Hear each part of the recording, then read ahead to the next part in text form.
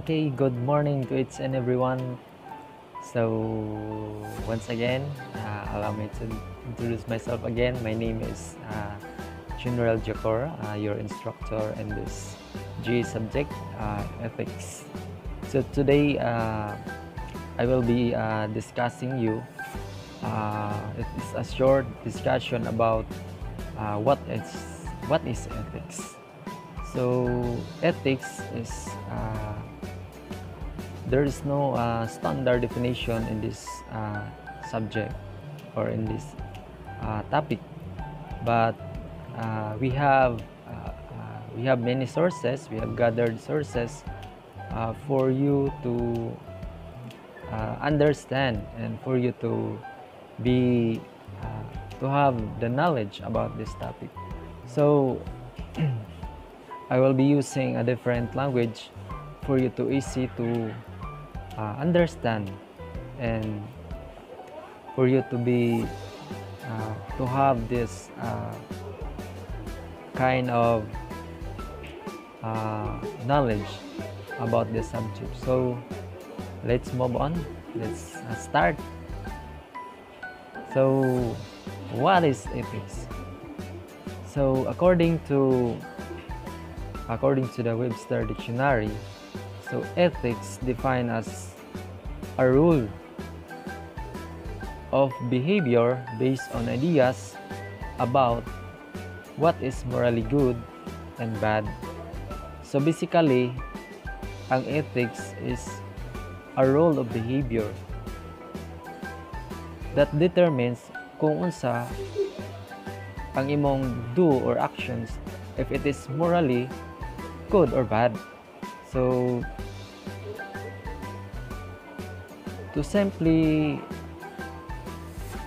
to understand these words or this topic, it is based on ideas that determine if it is a certain action or words, if it is good or bad. So another one is an area of study that deals with ideas about what is good and bad behavior. So this is similar. Also, ethics is a branch of philosophy dealing with what is morally right and wrong. So also determining if it is a certain action or a certain words or character, it is determining right or wrong. So pinaagi sa ethics ang atong personality, ang atong mga actions, atong mga words or character, ma-determine if it is right and wrong through ethics. So there you have it. Another source that we have is the Wikipedia. So according to Wikipedia, ethics is a branch of philosophy that involves systemizing, defending, and recommending concepts of right and wrong behavior. So also similar to the Webster, because it is also determine or recommending concepts of right and wrong behavior. So also it is concerned with what is good for individuals and society, and also described as moral philosophy. So the same as in Webster, ang ethics, it is simply to determine if it is wrong or right behavior of a certain person. So through ethics, I repeat, ang usa ka character, personality, actions, words sa katao, we will determine if it is wrong or right through ethics. Another one, so the term is derived from the Greek word ethos, which means a custom, a habit, character, or disposition. So that's it, my dear students. So another one, so what are the objectives of ethics? Unsa maging objectives sa ethics? So are to evaluate the human behavior and calling upon on the moral standards.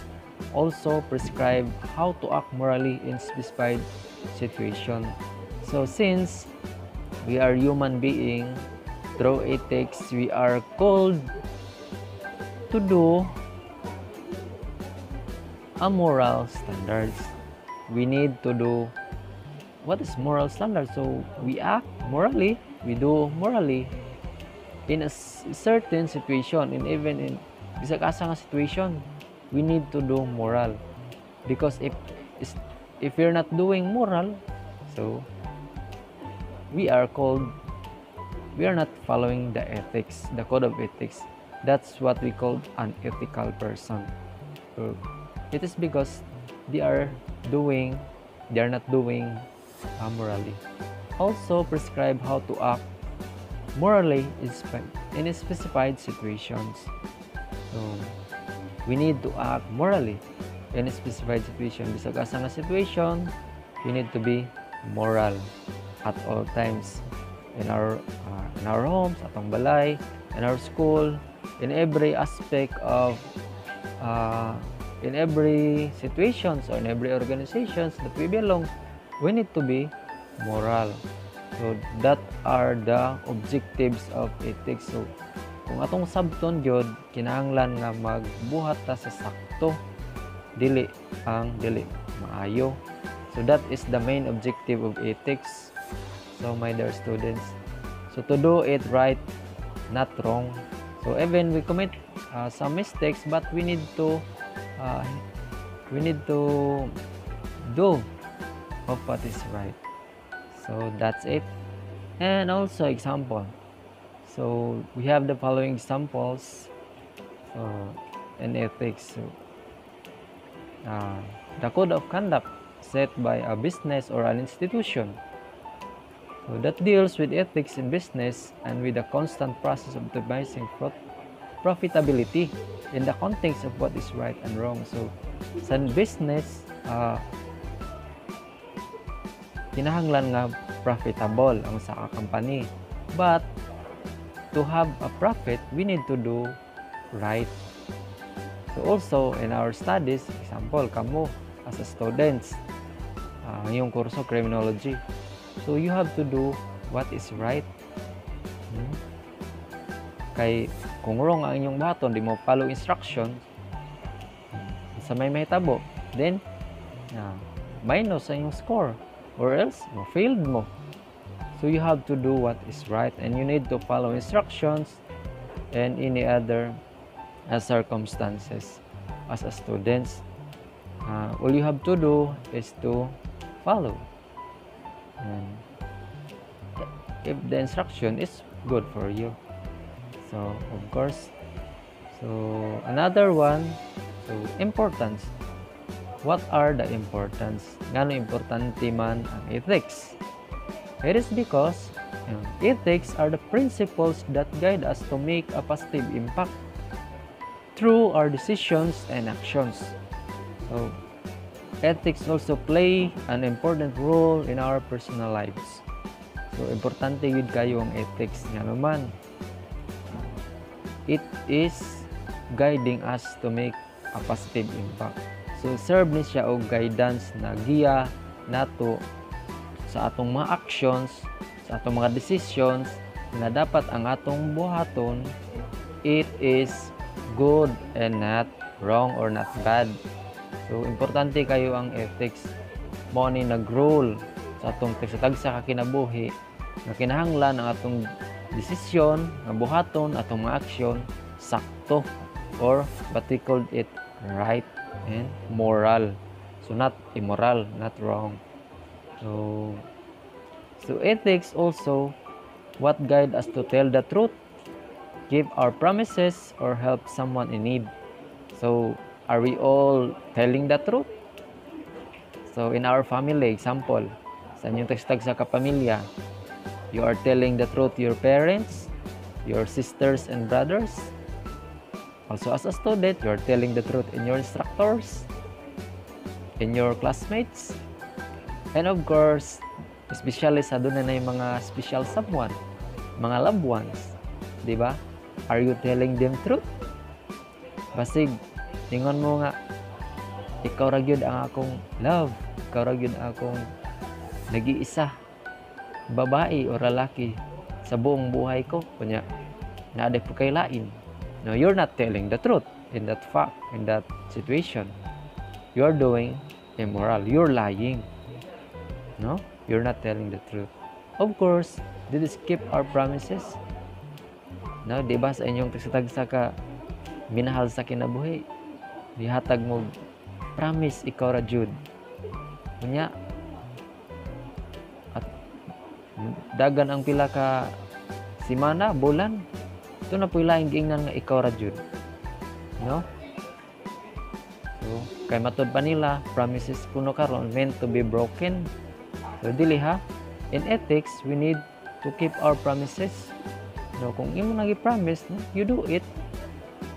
Not to be broken. Broke it. So, clear? Okay, all or help someone in need. So, kinahanglan na as a person, we need to help others. Especially, atong kung galingon, unahon na itong tabang. No? Para ka mo, nag-eskwela pa mo. You have to help yourself to study and gathered more information about your course. You have to read books. You have to research in the internet. Wala mo kasabot, you have to ask your professor, your instructor, or your dean for you to understand in a specific or in a specified questions or answer. So that's your challenge as a student, because since you're first year, most of you are first year student, you have to help yourself, and the other one, you have to help your family. So I've heard that your previous video that you say that your inspiration is your family. Since they are your inspiration, sa may inyong baton, you need to help them. By doing what? So, by being truthful or doing your best your studies para maka-graduate ninyo. Someday, graduate na mo, makasood na mo sa Tri-Bureau or other government services. Makasood ba mo sa BGMP, PNP, or BEP, or sa Coast Guard. So, dako na kayo nga help tabang sa inyong family. Pwede na mo makatabang sa inyong brothers and sisters. So, and also, help someone in need. Kung mga nagkinahanglan, sa inyong silingan, sa ginagmay, at least makatabang. Or even the church, voluntary service. So that is a very nice and very good character as a person, that you are willing to help someone in need. So that's it. Moving forward, my dear students, another example of ethics. Honesty. So many people view honesty as an important ethics. So nganong importante man ang being honest, ang pagkamatinud-anon. Another example, matinud-anon ba mo sa inyong parents, sa inyong mga loved one?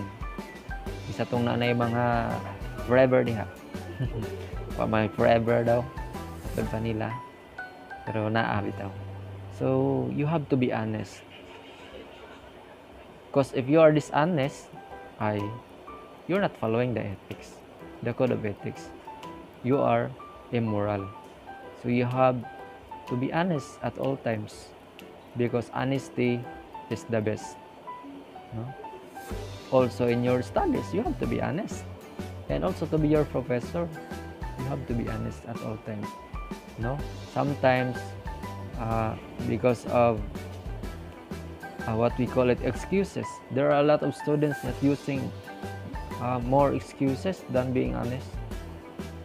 So they lie everything para lang makalusot, no? So honesty is very important, especially you're a criminology student. You have to be honest, because if you're not honest, I'm sure you will fail in the psychological examination. And also in your studies, you have to be honest. So that's honesty is very important. So the second one is loyalty. So it's another common personal ethics. So loyalty, you have to be loyal. Loyal in your course, in your someone, special someone, you have to be loyal. Sa mga nanay forever diha, dapat loyal ha, dili daghanon, kay usara dapat. Kay kung duha tulo, you are unethical, you are immoral. No? You are not doing what is right. So that's loyalty is important, no, in ethics. Another one is integrity. You have to be what we call it, kanang matinud-anon ka ba? Matinud-anon ka sa imong kursong gikuha, sa imong mga goals, sa imong family, sa imong mga friends. You have to be a character of being kanang giingon lagi nga matinud-anon. That's integrity. Dili ka nga bakakon, dili ka liar, dili ka boastful. So you have to need integrity. So also respect. We need to respect each other. Me as your professor, as your instructor, please respect. Also your classmates, respect each other. Bisan magwapa man na diha o dili gwapa, you have to respect them. Magwapo man na o dili gwapo, you have to respect them. No? Because we are born in the likeness of God, in the image and likeness of God. So we have to respect rather. So respeto na to ang usag-usa. Also your parents, you have to respect them, no? Especially sa inyong mga colleagues, and also to all of us as your instructors. So be respectful. And selflessness, kung sa may opposite sa selfless, selfish, kanang kagalingon ra gyud-huna, wala magunahuna sa uban, wala magunahuna sa parents, sa maigsuon, ang gihunahuna ang kaugalingon ra. So we need to have this as a selfless, kanang willing ta magpakabana sa uban, willing ta mutabang sa uban, dili lang maningkamot ta para sa itong kaugalingon, kundi maningkamot ta para sa atong pamilya ug sa ubang tawo nga nanginahanglan. That is selflessness. Dili hakog, kundi manggihatagon, giver, because God said in the Bible, it is blessed to give than to receive. The more you give, the more you receive. And that's it, the word of God. So it is very important to have this character, or what we call the ethical standards, being selflessness. So another one is responsibility. We need to be responsible. You as a student, you have to be responsible. Also, your task as a student, your primary responsibility is to study, to read, to answer your modules and questions that given in your instructor. That's your primary responsibility. Also in your house, in your home, you have to be responsible. Especially, nigmata nyo sa buntag, what is your, sa may una nyong buhaton as a responsible daughter and son in your family. Mamilo ba mo sa inyong habol? Manghipos ba mo sa inyong unlan? Sa inyong banig? Sa inyong kutson? Manilhig ba mo sa inyong balay? Nanghugas ba mo ang plato? That's a basic in our home, in your home, na responsible. You are ethical. Kung nakahinumdum mo sa inyong high school, gitawag nila itong GMRC, Good Manners and Right Conduct. no? Na ba mo respeto sa inyong parents? Lakaw niyo mo, amin ba mo? Abot ninyo sa gikan sa inyong mulakaw mo, amin ba mo? No? Those are mga ethical, mga being responsible, no? Motabang ba to sa atong panimalay? No, it is very important to be responsible at all times, my dear students. So, another, we have, how can we apply ethics in our life?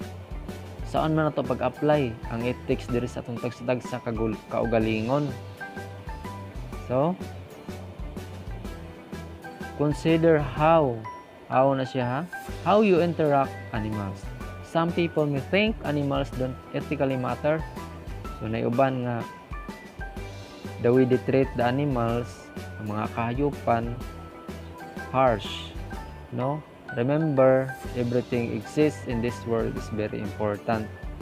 So, ang mga animals, ano sana silang panggaon? They exist because na ay purpose. And God created animals to help us. Especially sa atong mga makatabang din sa ato ang panguma. Isa to yung nag-uma. Kung sa diha ang inyong gipanggamit ng mga animals. So, ato sad silang panggaon. Kung mahimanggaon ka og animals, mga kahayupan, then you have a good ethics. You are ethical person. So, kung harsh gani ka, meaning you're unethical. So, also that's very important. So, be kind to environment. Ngano importante man nga kind ta sa atong environment. Especially, you have a garbage, may basura. As a kind to our environment, we need to throw it properly. Dili ang kung nakay basura, takara kaglabay. Sa kasalan nimo, sa may result, kind ba na sa environment? Dili. Nga naman, mukos na siya og mga baha. So sa ato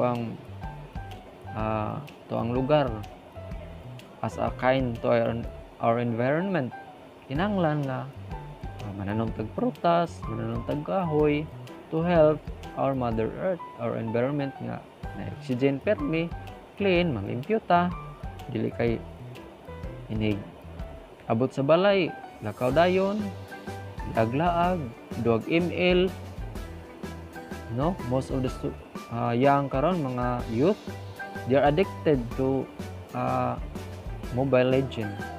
That's what we call it, the demonic games, no? So sa mga na-addict sa ML,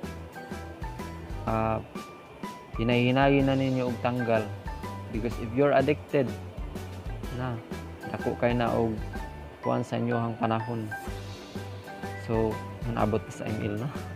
So environment naman ta. So that's being kind to our environment. So next one is respect each other. So discuss niya ko ganina, we have to respect each other and every individual at all times, and become more ethical in your course and to your future career. So as a criminology student, you have to be ethical in your course, no? You have to follow what are instructions from our office, and also to the rules and regulations of the schools, of our school. You have to follow, because we have the code of conduct, or we have the ethical standards in our school. So kung instruction gali nga ang hair army cut, you have to follow. Kung instruction gani nga kung mo school you have to wear white, then wear white. So that's ang mga basic ethical standards, no, sa inyong kurso. Kung mahatag mo instruction nga ang inyong suwatan sa inyong answer sa inyong mga quizzes, isuwat sa bond paper, napo yuban isuwat sa hilopad, isuwat sa notebook. So that's mga basic nga ethical standards.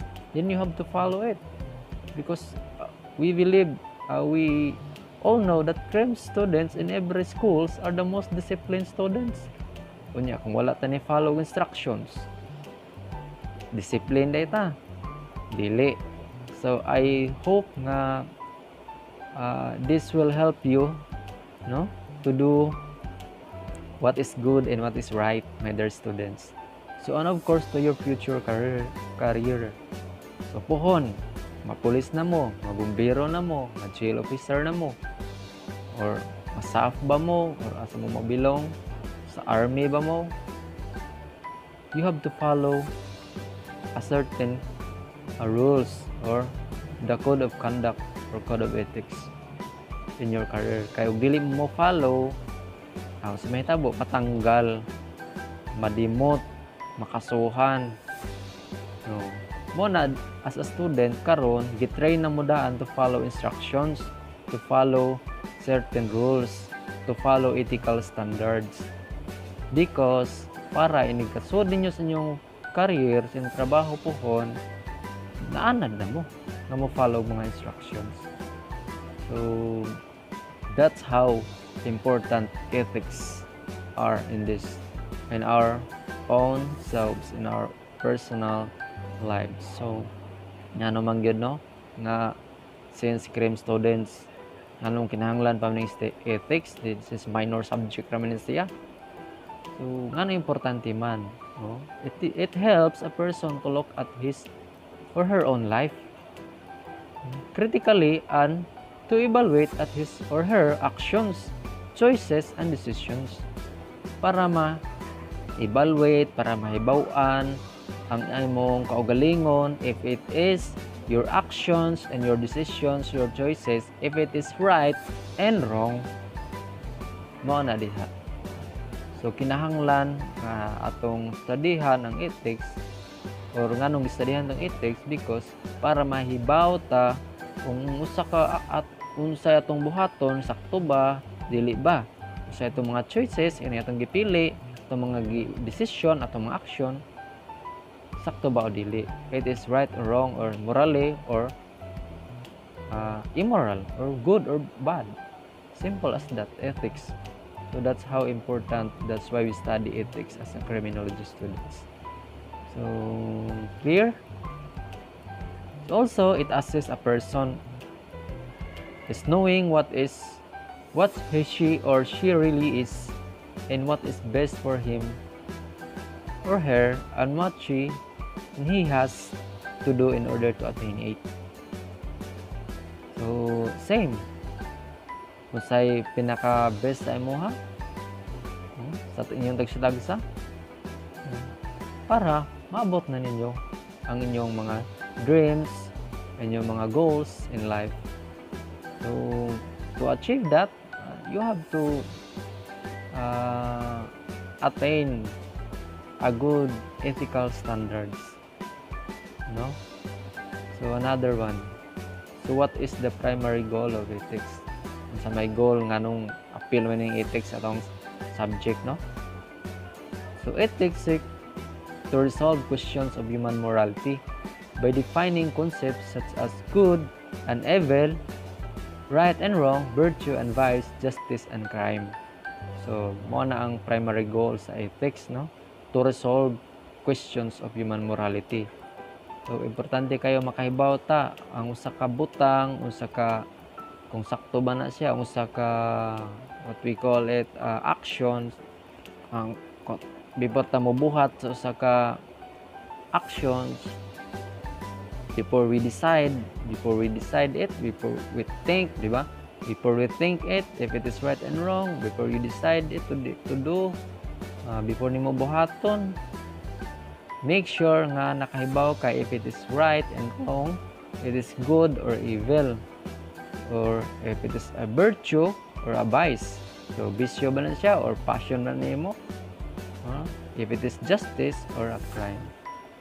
So, more, ang ethics, ang primary goal gid ani niya is nag-define gini siya kung unsay sakto o dili. Right and wrong, moral. No? Nga na ang ethics. So, dako ni kayo siya og tabang impact ninyo as a CREM students. Kaya nga naman, kung mo-graduate na mo pohon, then, ang inyong gisobay nga dalan is sakto, dili dautan, then, very good. we salute you. Especially kung pohon mapulis na mo, and we're very glad nga maibaw mi nga ang estudyante before karon pulis na, bumbero na, civil officer na. So that's it, my dear students. Another one, what is morally wrong? Something morally wrong. Acts or activities such as murder, theft, rape, lying, and breaking promises, and many others. So, kini mga wrong, mga immoral na siya. Murders, no? Kay ba na taon sa nang murders katong mo patay og tao. So, theft, kawat, rape, samot ng rape, lying, kakon, breaking promises. Ni promise ka nga siya ra. Niya na di kay lain. Ba? So, we have to keep our promises, my dear students. So, daghan pa kayo ng mga wrong.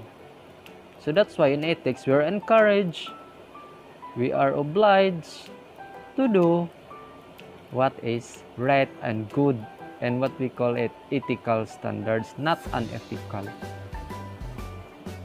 So, I hope you have a little knowledge in this discussion.